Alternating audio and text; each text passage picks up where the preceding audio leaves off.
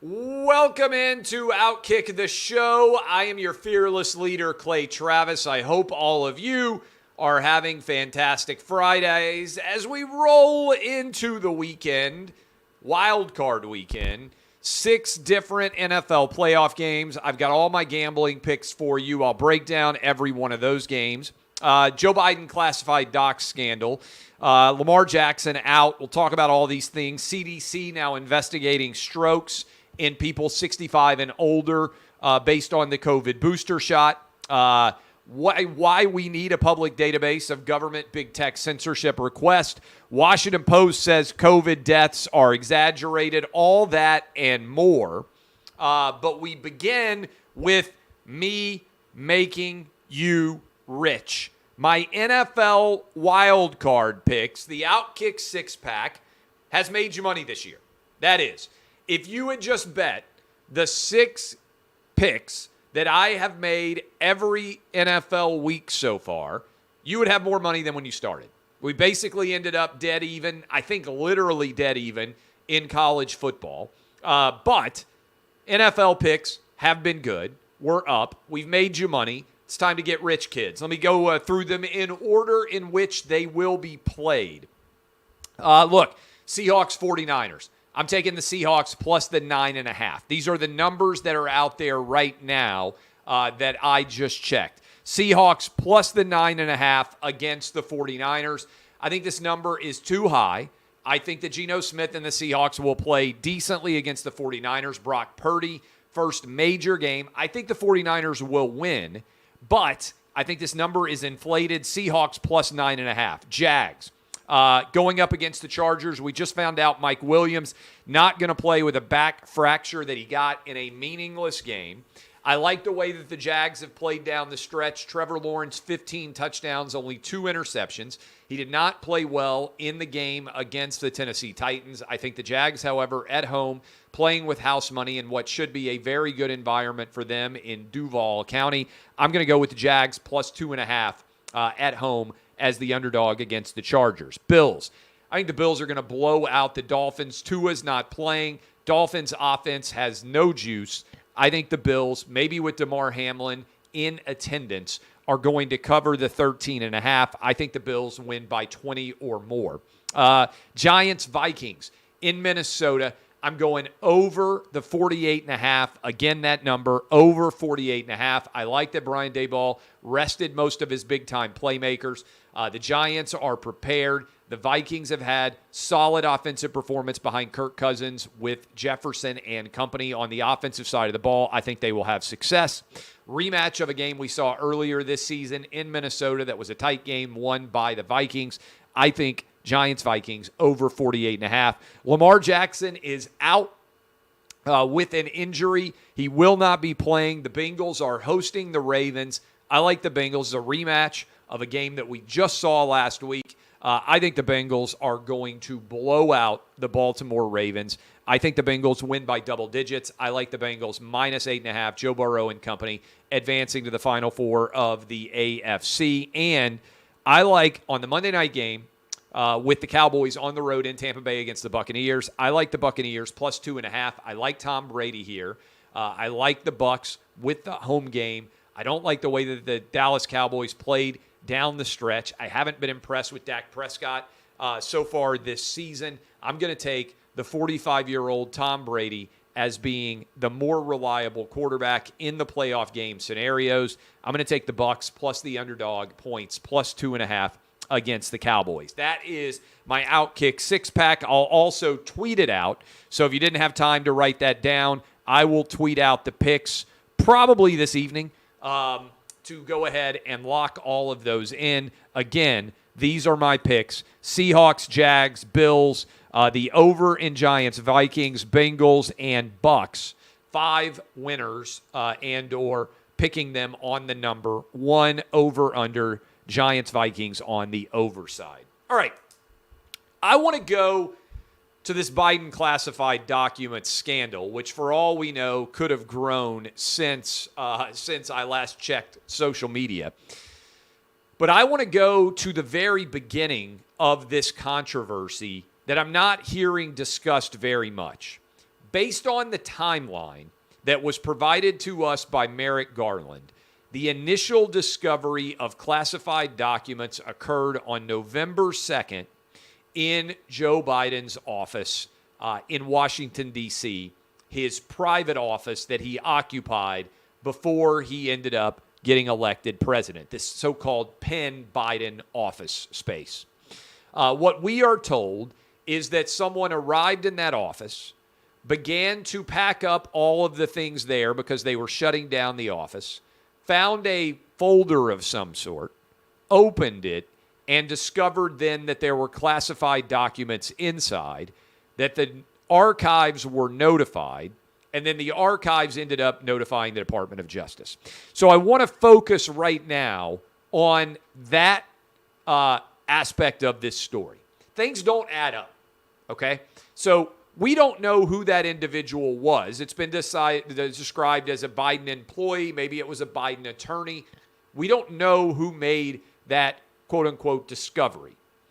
But that instant is very important to understand what was going on here.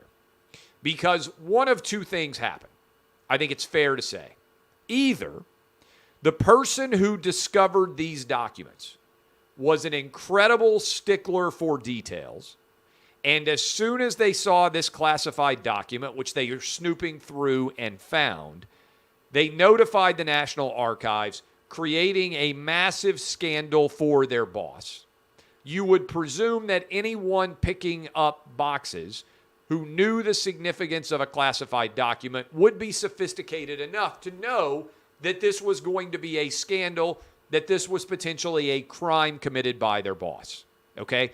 So either that person was a huge stickler for process details, and they notified the National Archives, and that's how this story started. Because one big thing I have in my thought process here is, why did this ever become a story?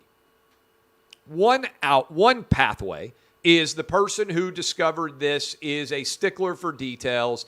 As soon as they saw it, they shut down everything, they notified everybody, and they got out of the way. That's one possibility.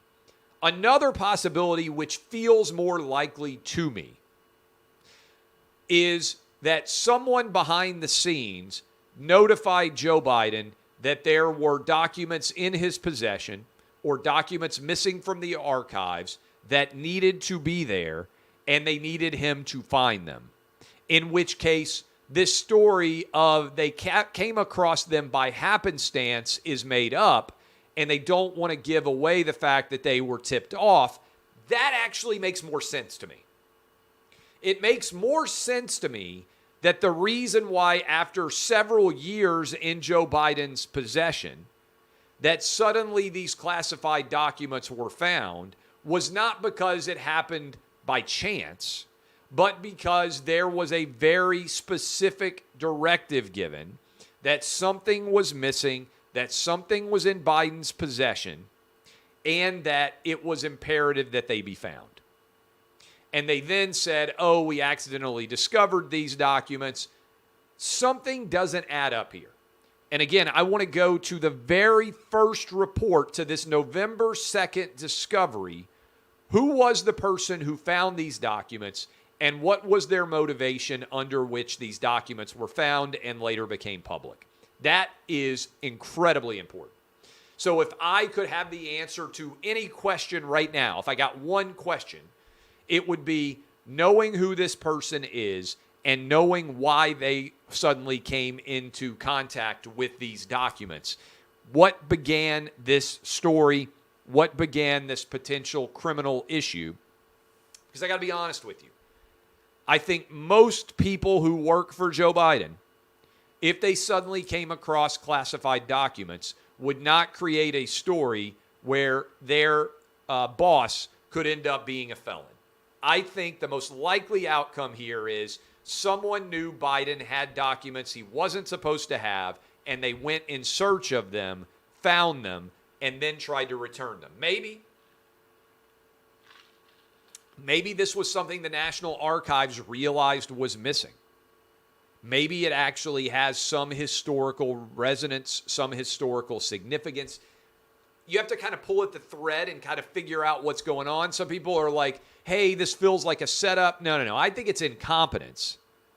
But I think the search to uncover it is unlikely to have been direct incompetence, if that makes sense. So anyway, just think about that. How did this begin? What was the impetus under which these were discovered? Do we really think it was totally by chance? I'm not willing to buy that this was an inadvertent, totally unexpected, accidental discovery by chance. Who found these documents? Who started this story underway? We need to know that. I have got an idea. We just had Jim Jordan on the show, the Clay and Buck Show. He's the new head of the Judiciary Committee. I've got an idea that I think is genius, okay? And you guys know I'm too humble to believe that anything is genius coming from me. Most humble man I know. So I'm reading these latest Twitter files revelations, and it seems quite clear that Democrat Congressman Adam Schiff was trying to get anybody who said anything negative about him, including journalists, also just people making jokes online, banned. Constant requests that there be bannings, that there be censorship from political critics of Adam Schiff. And also that the whole Russia collusion thing was manufactured, that there was no basis for it. Yes, of course. But I'm looking here and I'm thinking, how could we limit government censorship without having to create a massive apparatus of new laws, which we don't know how they'll be impacted? We don't know what the overall significance will be. And I've got your answer. We need an official government database of any request made of big tech, journalism, any of those companies. By which I mean this. If you are requesting that somebody be censored, that some topic be removed, we need an official database where those requests are made. For Facebook, for Instagram, for Google, YouTube, Twitter, all of them. Because I think it would vastly diminish those requests for censorship if you knew that all of them were going to be readily accessible and apparent to all in a database. Sometimes requests for removal make sense, okay? In my life, I have made some requests. Sometimes people have been out there making threats, believe it or not, to my wife. I had somebody years ago post a Google Maps aerial footage of my house and tweet, "We know when you're working out in Los Angeles and your wife is home alone with kids." I took that directly to Fox Security. Fox Security did an investigation. They tracked the guy down. They worked in concert with Twitter, right? If you are making personal threats to people, if you are making violent threats, I think you should be prosecuted to the fullest extent of the law. That's my personal opinion. Requests like those are 100% proper. If somebody is threatening a congressperson, if somebody is engaging in threats of violence along those lines against anyone, I think all of that should be public and there should be consequences in terms of behavior like that. But if somebody just says something that you don't like, or a journalist just writes a story that you don't like, or sends a tweet that you don't like, I don't believe that you should be able to, behind the scenes, try and get that person banned without it becoming public. So I believe if you had a database of all of these requests that were being made by public officials, congresspeople, senators, governors, all of their staffs, certainly the White House, that the number of those requests that would still occur would diminish substantially. And it wouldn't create some new necessity for a law, just a database by which all of these requests are filed that then become public so that you or me or anybody else could type in a name and it would have to be associated and you'd be able to look it up. I really do think that that would have a tremendous impact when it comes to decisions that would be made by public officials. And I think it's necessary based on all the revelations that we're getting from Twitter inside of the Twitter files. So that is an important solution, idea that I would put out there as Republicans prepare to investigate so many of these big tech companies. And I said this to Jim Jordan earlier on the radio program. I think it could make an awful lot of sense. And by the way, I've also said it to Elon Musk in a public spaces conversation that he was involved in. I made the same suggestion.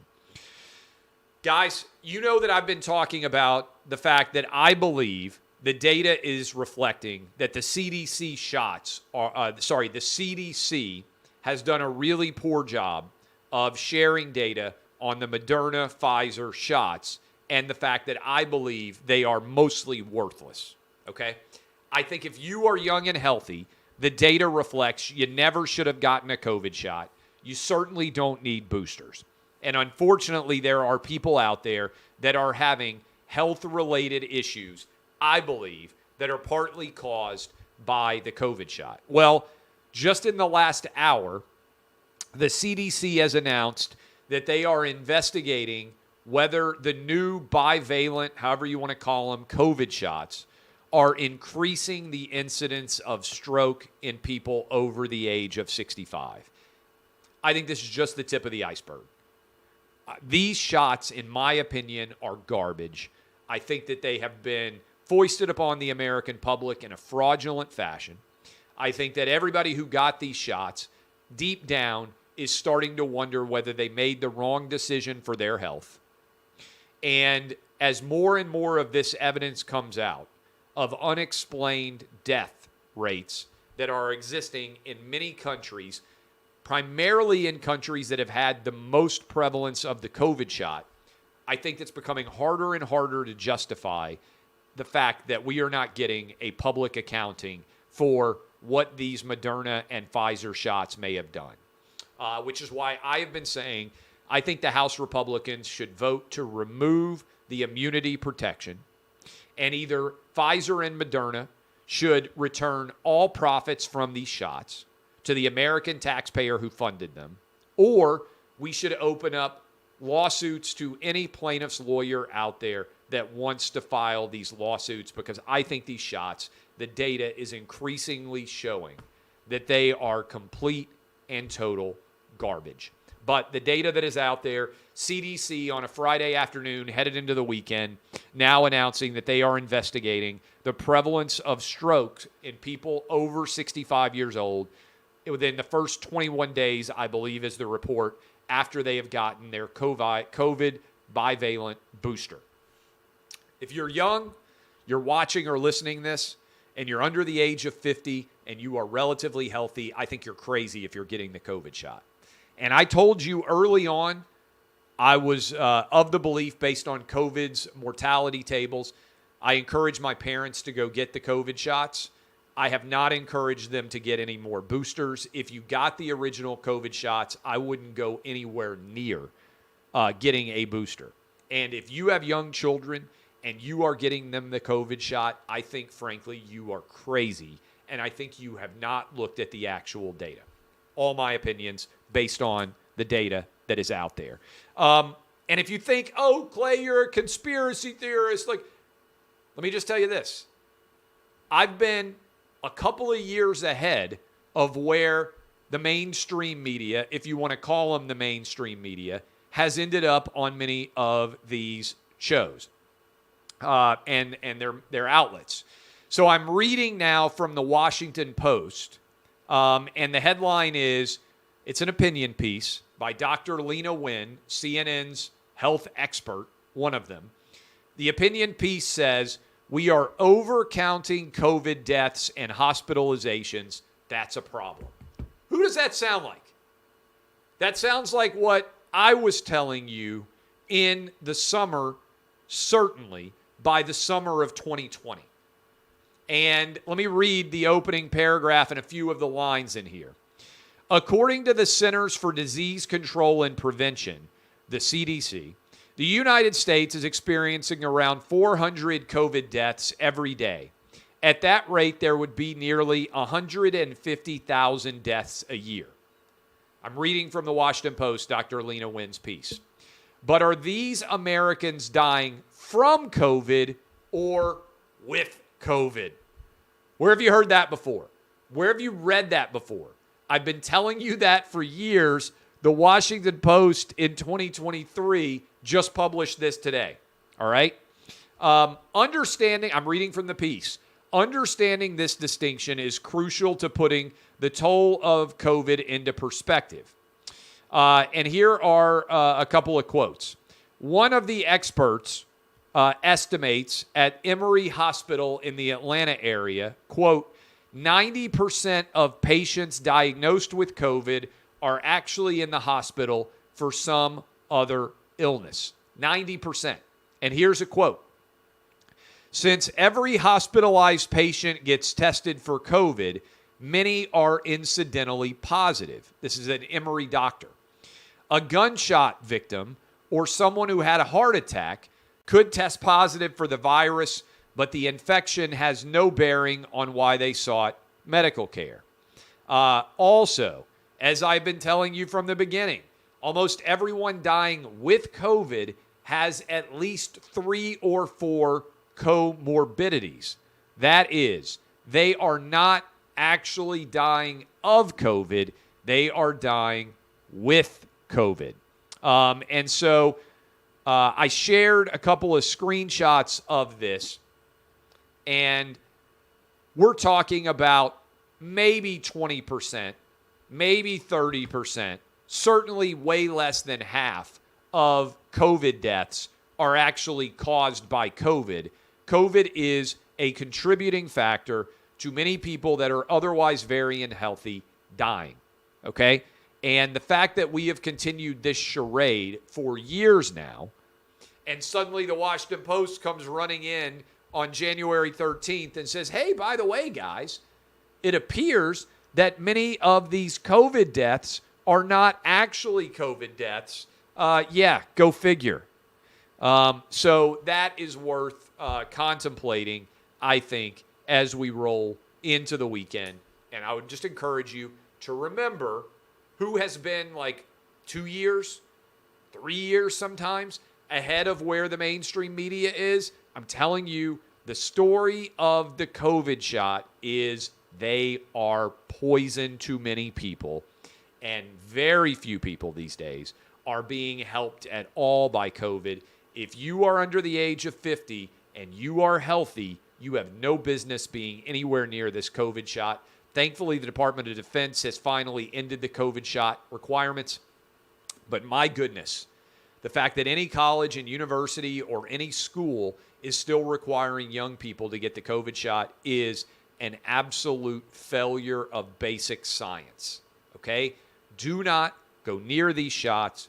We need lawsuits, and we need Moderna and Pfizer held accountable for their fraud and for their lies. All right, finally, closing out one more time, Seahawks, Jags, Bills, Bengals, Bucks, all to cover. Seahawks, Jags, Bills, Bengals, Bucks, all to cover. The over in Giants, Vikings. Get rich, kids. I am Clay Travis. DBAP, unless you need to SBAP. That is my Outkick six-pack. Enjoy the games this weekend. I'll see you on Monday.